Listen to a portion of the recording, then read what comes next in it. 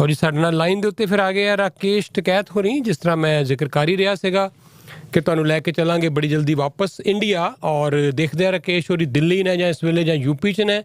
ਦੋ ਤਿੰਨ ਵੱਡੀਆਂ ਖਬਰਾਂ ਅੱਜ ਕਿਸਾਨ ਅੰਦੋਲਨ ਨਾਲ ਜੁੜੀਆਂ ਹੋਈਆਂ, ਤਾਂ ਇੱਕ ਇੱਕ ਕਰਕੇ ਉਹ ਖਬਰਾਂ ਸਾਰੀਆਂ ਉਹਨਾਂ ਨਾਲ ਸਾਂਝੀਆਂ ਕਰਦੇ ਹਾਂ। ਰਾਕੇਸ਼ ਹੋਰਾਂ ਦੇ ਕੀ ਵਿਚਾਰ ਆ ਉਹਨਾਂ ਤੋਂ ਲੈਂਦੇ ਹਾਂ। ਕੱਲ੍ਹ ਮੈਂ ਰਾਜੇਵਾਲ ਸਾਹਿਬ ਨਾਲ ਵੀ ਗੱਲਬਾਤ ਕਰਨ ਦੀ ਕੋਸ਼ਿਸ਼ ਕਰਾਂਗਾ, ਕਿਉਂਕਿ ਚਰਨਜੀਤ ਚੰਨੀ ਦੇ ਨਾਲ ਮੁੱਖ ਮੰਤਰੀ ਪੰਜਾਬ ਨਾਲ ਉਹਨਾਂ ਦੀ ਮੀਟਿੰਗ ਵੀ ਹੋ ਗਈ ਹੈ और अज उन्होंने प्रैस कॉन्फ्रेंस भी की है, तुसीं उन खबरों देख भी लिया। पर खुल के डिटेल च कल बलवीर सिंह राजेवाल होर नाल कल गल करांगे। अज गलबात करते हैं राकेश टकैत होरां दे नाल, मेरे नाल लाइन ते ने। राकेश जी स्वागत करते हैं आपका। हाँ जी धन्यवाद साहब, धन्यवाद जी।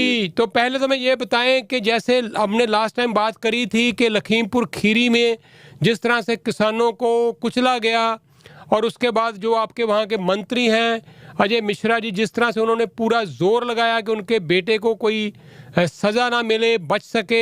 यूपी सरकार ने कोशिश की, लेकिन सुप्रीम कोर्ट ने कम से कम इतना सख्त रुख अपनाया हुआ है इस केस में। उनका कहना है कि पूरी कोशिश है पुलिस की, सरकार की, पर हम ऐसा नहीं होने देंगे।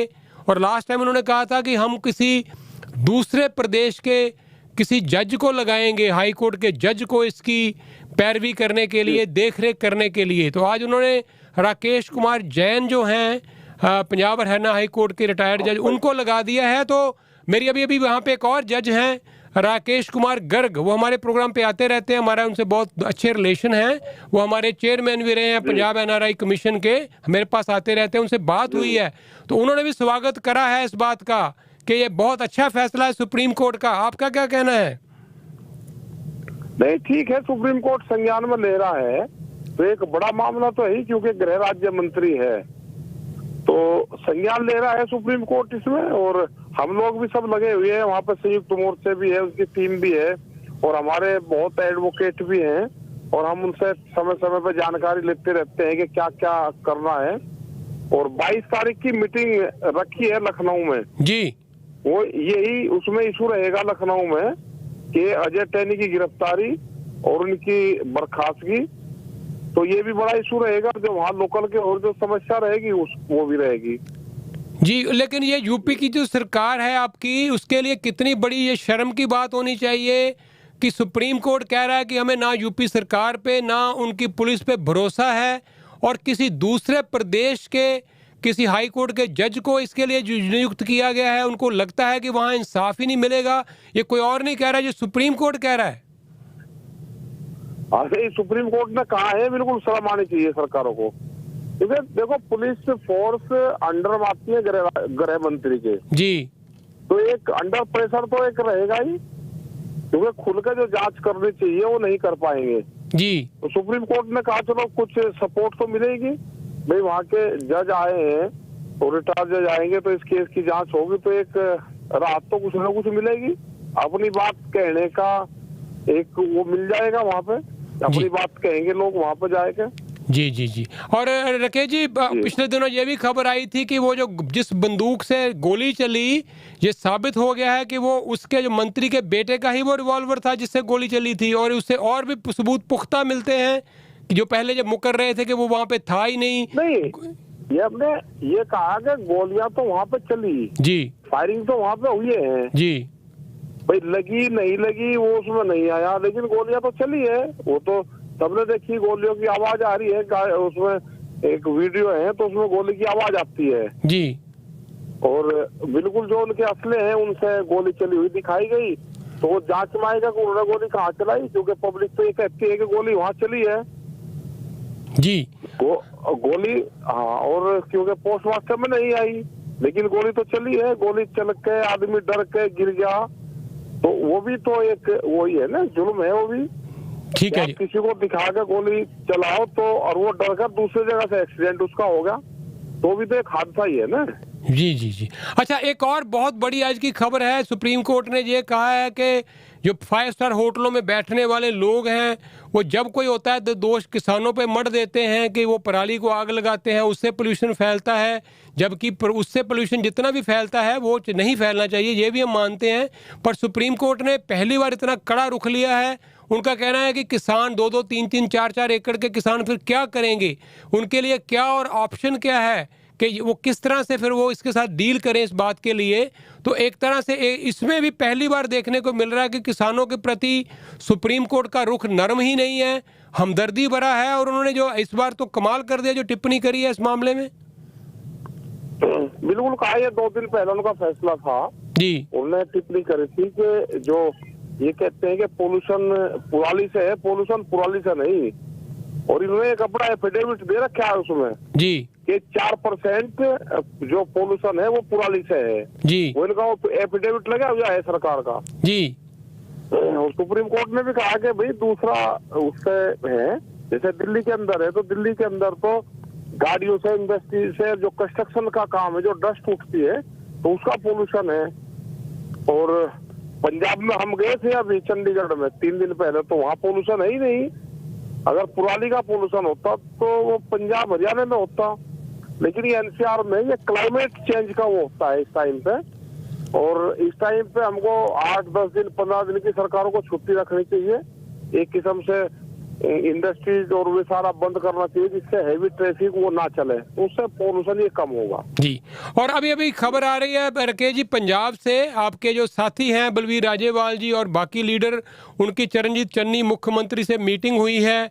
तो एक तो किसानों के कर्जे की बात हुई है, लेकिन उन्होंने बड़ी बड़ी स्टेटमेंट ये दी है कि जिन लोगों के ऊपर हमने केस दर्ज करे थे पराली जलाने के, वो सारे के सारे केस खारिज किए जाएंगे, केस कैंसिल हो जाएंगे। पंजाब सरकार ने किस तरह का ब्लैंकेट ऑर्डर लिया है और भी काफ़ी सारी मांगे उन्होंने कहा है। मुख्यमंत्री तो कह रहे हैं कि हमने मांग ली हैं, सारी मांगे मान ली हैं, लेकिन बलवीर राजेवाल कह रहे हैं कि कुछ मांगे मानी गई हैं, हमारा संघर्ष चलता रहेगा। तो मेरा मानना आपको सिर्फ पूछना इतना ही है कि ये जो आप लोगों ने इतना प्रेशर बिल्डअप किया हुआ है 10, 11, 12 महीने से जो आपका जो संघर्ष चल रहा है, आपको लग रहा है कि उसी का नतीजा है कि चाहे सुप्रीम कोर्ट हो, चाहे पंजाब सरकार हो और यूपी की सरकार, अब इन पे प्रेशर है इन सरकारों के ऊपर किसानों का? नहीं, बिल्कुल प्रेशर है। 1 साल से लोग आंदोलन कर रहे हैं, पंजाब के लोग तो और भी 4 महीने पहले से आंदोलन कर रहे हैं जी। तो एक प्रेशर तो है ही। और इलेक्शन का टाइम है, सरकार को संज्ञान लेना चाहिए अब जी। और जाते थे लास्ट क्वेश्चन, और अभी आज जो बातचीत हुई है अभी, क्योंकि राज्यपाल जी से हमारी बात नहीं हो पाई, दिन में मैं भी एक प्रोग्राम में था जी, और जो भी बातचीत हुई होगी ये तो था कि जत्थेबंदी सारी जाएगी जी। और जब भी किसी चीफ मिनिस्टर से बातचीत होती है तो कुछ न कुछ तो मसलों का समाधान निकलता है। जी जी जी। इलेक्शन है और इलेक्शन के टाइम पे जो भी सरकार देती है तो इलेक्शन के टाइम पे ज्यादा काम करती है, तो सरकार को काम करना चाहिए उस पर। जी जी जी। अच्छा, आपके वहाँ पे जो राज्यपाल हैं यूपी से गए हुए हैं मलिक साहब, आजकल मेघालय में हैं, पहले वो जम्मू कश्मीर में थे, वो भी जगह जगह ये कह रहे हैं कि मैं जब जाता हूँ यूपी में तो वहाँ पे बीजेपी के लोगों को घुसने नहीं दिया जाता, वो डर के मारे जा नहीं पाते गांव में, और बहुत बड़ा खमियाजा बीजेपी को भुगतना पड़ेगा इलेक्शन में। तो अभी तक वो यूपी सरकार की जिद तो चल रही है वैसे ही जैसे पहले थी, आपको लगा है उनके रुख में नरमी आ रही है, जहाँ आपको लगता है कि इसकी बहुत बड़ी वो कीमत पे करेंगे, अदा करेंगे अगर वो ना किसानों के साथ उन्होंने किसानों की मांगे मानी तो इलेक्शन में? नहीं, ना किसानों के साथ वगैरह तो नुकसान तो बहुत होगा उनका जी। और उनकी पब्लिक मीटिंग नहीं हो पा रही, ना वहाँ पर वे भीड़ जुटा पाते, और जो किसान मोर्चे की मीटिंग होती है उसमें ज्यादा भीड़ इकट्ठी होती है। जी जी जी। तो अभी वहाँ पे जी जी, लास्ट सवाल के बने रखे जाते जाते, आपने कोई फैसला करा है किसी को सपोर्ट करने का, या किसान, तो आपने कहा है कि लास्ट टाइम भी कहा था कि किसान जिसको अच्छा उम्मीदवार चाहे उसको वोट डाल दें, यही फैसला है अभी भी आपका वहाँ पे यूपी में?